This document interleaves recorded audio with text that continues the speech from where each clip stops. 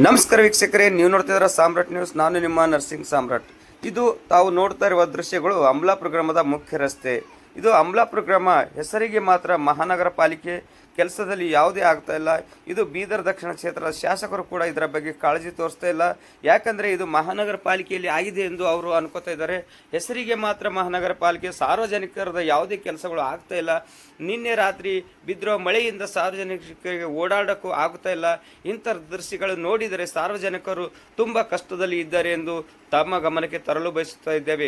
ಒಂದು ವೇಳೆ ಇಂಥ ರಸ್ತೆಯಲ್ಲಿ ಓಡಾಡಿ ಯಾರಿಗಾದರೂ ಏನಾದರೂ ಅನಾಹುತ ಆದರೆ ಯಾರು ಜವಾಬ್ದಾರರು ಎಂದು ಸಾರ್ವಜನಿಕರು ಆಕ್ರೋಶ ವ್ಯಕ್ತಪಡಿಸ್ತಾ ಇದ್ದಾರೆ. ಕೂಡಲೇ ಸಂಬಂಧಪಟ್ಟ ಅಧಿಕಾರಿಗಳು ಇದರ ಬಗ್ಗೆ ಗಮನ ಹರಿಸಿ ಈ ರಸ್ತೆಗಳನ್ನು ಕೂಡಲೇ ದುರಸ್ತಿ ಮಾಡಬೇಕೆಂದು ಸಾರ್ವಜನಿಕರು ಮನವಿ ಕೂಡ ಮಾಡ್ತಾ ಇದ್ದಾರೆ.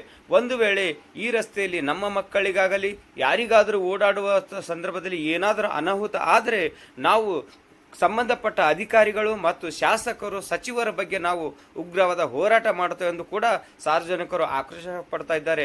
ಇದರ ಬಗ್ಗೆ ಸಂಬಂಧಪಟ್ಟ ಅಧಿಕಾರಿಗಳು ಕೂಡಲೇ ಇದನ್ನು ನೋಡಿದ ಕೂಡಲೇ ಇಂಥ ರಸ್ತೆಗಳನ್ನು ದುರಸ್ತಿ ಮಾಡಬೇಕೆಂದು